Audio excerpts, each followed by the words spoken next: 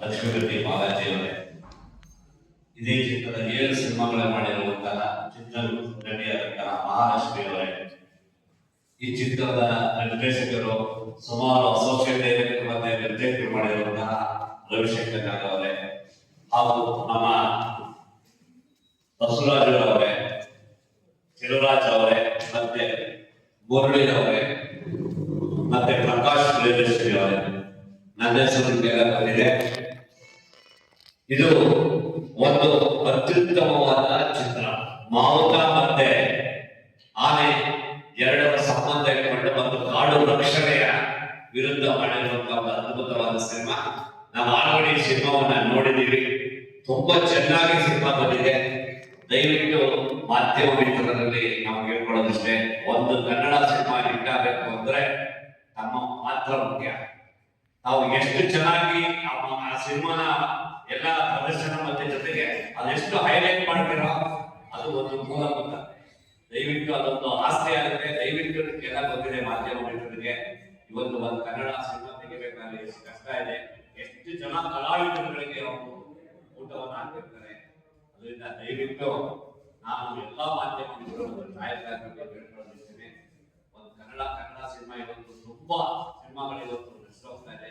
ಅದು ಹೊಸದು ಸಿನಿಮಾ ಅಂದ್ರೆ ತುಂಬಾ ಚೆನ್ನಾಗಿದ್ರು ಸಹ ಸಿನಿಮಾ ಇವತ್ತಿರುತ್ತೆ, ನಾಳೆ ಥಿಯೇಟರ್ ಆ ಸ್ಥಿತಿ ಬಂದಿದೆ. ದಯವಿಟ್ಟು ಮಾಧ್ಯಮ ಮಿತ್ರರಲ್ಲಿ, ಯಾಕೆಂದ್ರೆ ಏನೇ ಒಂದು ಬಿಟ್ಟಾಗಬೇಕು ಅಂದ್ರೆ ಅದಕ್ಕೆ ಮೇನ್ ಮುಖ್ಯ ಕಾರಣ ಮಾಧ್ಯಮ ಮಿತ್ರರು.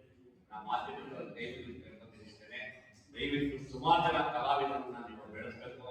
ಯಾಕೆಂದ್ರೆ ಕನ್ನಡ ಸಿನಿಮಾ ಎಲ್ಲ ಮೈಸೂರಿನವರೇ ಆಗಿದ್ದ, ಮೈಸೂರು ಸಾಂಸ್ಕೃತಿಕ ನಗರ, ಕನೆಗಳ ಬೀಡು, ತವರು ರಾಜ ಮಹಾರಾಜ ಆಡದಂತಹ ಈ ಮೈಸೂರು. ಯಾಕೆಂದ್ರೆ ಇಡೀ ಚಿತ್ರರಂಗ ಮೈಸೂರಿನಲ್ಲೇ. ರಾಜ್ಕುಮಾರ್ ಇರ್ಬೋದು, ವಿಷ್ಣುವರ್ಧನ್ ಇರ್ಬೋದು, ದರ್ಶನ್ ಇರ್ಬೋದು, ಯಶ್ ಇರ್ಬೋದು, ಅಂಬರೀಶ್ ಇರ್ಬೋದು, ಯಾರೇ ಕಲಾವಿದರು ಇಂಟರ್ನ್ಯಾಷನಲ್ ಅವಾರ್ಡ್ ಹೆಸರು ಮಾಡ್ತಿರುವಂತದ್ದು ಮೈಸೂರು. ಅದರಿಂದ ದಯವಿಟ್ಟು ಮೈಸೂರು ಕಲಾವಿದರನ್ನ ನೀವು ದಯವಿಟ್ಟು ಪ್ರೋತ್ಸಾಹಿ ಬೆಳೆಸಬೇಕು ಅಂತ ನಾನು ಕೈ ಮುಗಿದು ಪತ್ರಿಕಾ ಮಾಧ್ಯಮ ಮಿತ್ರರು ಮತ್ತು ಛಾಯಾಗ್ರಾಹಕರಿಗೆ ಕೇಳ್ಕೊತಾ ಇದ್ದೀನಿ. ಯಾಕೆಂದ್ರೆ ನಾನು ಒಬ್ಬ ನಿರ್ಮಾಪಕನಾಗಿ ಎಷ್ಟು ನೋವನ್ನು ಅನುಭವಿಸಿರ್ತೀವಿ. ದಯವಿಟ್ಟು ತಾವೆಲ್ಲ ಈ ಸಿನಿಮಾನ ಉಳಿಸ್ಬೇಕು, ಬೆಳೆಸಬೇಕು. ಇದೇ ತಿಂಗಳು 30ನೇ ತಾರೀಕು ಸಿನಿಮಾ ಬಿಡುಗಡೆ ಆಗ್ತಾ ಇದೆ. ಆದ್ರೆ ಟ್ರೈಲರ್ ಒಳ್ಳೆ ಹೆಸರು ಮಾಡಿರುವಂತದ್ದು ಟ್ರೈಲರ್ ಎಲ್ಲ. ಮಾವುತ ಮತ್ತೆ ಆಮೇಲೆ ಏನ್ ಬಾಂಡಿಂಗ್ ಮತ್ತೆ ಅರ್ಜುನನ ನೆನಪು. ಇವತ್ತು ಅರ್ಜುನ ಇಲ್ಲ, ಅರ್ಜುನ ನೆನಪನ್ನಾಗಿಟ್ಟು ಸಿನಿಮಾ ತೆಗೆದಿರುವಂತದ್ದು. ನಾವೆಲ್ಲ ಈ ಸಿನಿಮಾನ ಉಳಿಸ್ತೀರಾ ಅಂತ ನಾವು ಅನ್ಕೊಂಡಿದ್ದೀವಿ. ದಯವಿಟ್ಟು ಈ ಸಿನಿಮಾ ಇವತ್ತು ರಿಯಾಸಿ ಶೋ ಇದೆ, ರಿಯಾಸಲ್ಲಿ ಪ್ರೀಮಿಯರ್ ಶೋ ಇದೆ. ದಯವಿಟ್ಟು ನಾವೆಲ್ಲ ಬರಬೇಕು, ನಾವೆಲ್ಲ ಬಂದು ನೋಡಿ ಸಿನಿಮಾನ. ಯಾಕೆಂದ್ರೆ 30ನೇ ತಾರೀಕು ರಿಲೀಸ್ ಆಗಿರೋದ್ರಿಂದ ನೀವು ಸಿನಿಮಾನ ನೋಡಿ ಅದ್ರ ಬಗ್ಗೆ ಬರಿಬೇಕು. ಬಂದಾಗ 30 ಇವತ್ತು ಏನಾಗಿದೆ ಅಂದ್ರೆ 30 ಚಾಲ ಮಾತ್ರ ಸಿನಿಮಾ ಇಟ್ಟಾಗುತ್ತೆ. ಅದರಿಂದ ದಯವಿಟ್ಟು ಹೊಸಬರಿಗೆ ಒಂದು ಒಳ್ಳೆ ಸಿನಿಮಾಗೆ ನಾವು ಪ್ರೋತ್ಸಾಹ ಮುಖಾಂತರ ಈ ಸಿನಿಮಾವನ್ನ ನೀವು ಬೆಳೆಸಿ ನಾನು ಹೇಳೋದಕ್ಕೆ ಇಚ್ಛೆ ಪಡ್ತೀನಿ. ತಮ್ಮೆಲ್ಲರಿಗೂ ಮತ್ತೊಮ್ಮೆ ಧನ್ಯವಾದಗಳು. ಜೈ ಜೈ ಕರ್ನಾಟಕ.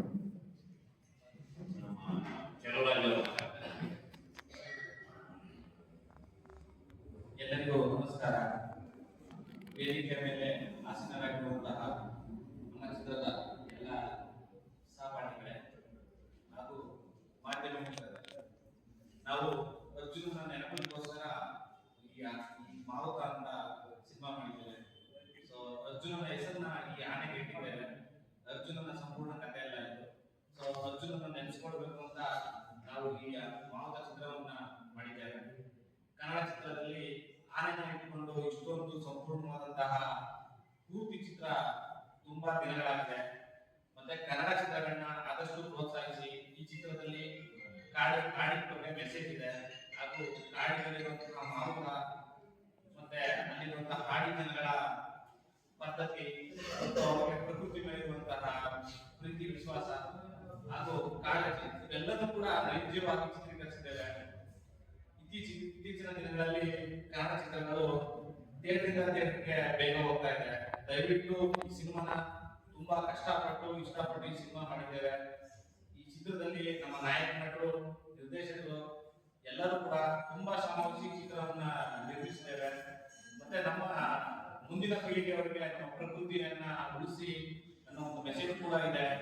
ಸೊ ಕಾಡಿನಲ್ಲಿ ನಮ್ಮ ಆನೆ ಅಂದ್ರೆ ನಮ್ಮ ಮೈಸೂರಿಗರಿಗೆ ಅರ್ಜುನ ಅಂದ್ರೆ ಒಂದು ಸೆಂಟಿಮೆಂಟ್. ಸೊ ಅರ್ಜುನ್ಗೋಸ್ಕರ ನಾವು ಮಾಡ್ಬೇಕು ಅಂದಾಗ ಸೊ ಈ ಆನೆಗೆ ಅರ್ಜುನ್ ಹೆಸರಿಟ್ಕೊಂಡು ಸಿನಿಮಾ ಮಾಡೋಣ, ಇದನ್ನ ಅರ್ಜುನ್ಗೋಸ್ಕರ ಡೆಡಿಕೇಟ್ ಮಾಡೋಣ ಅಂತ ಈ ಸಿನಿಮಾ ಮಾಡಿದೀವಿ.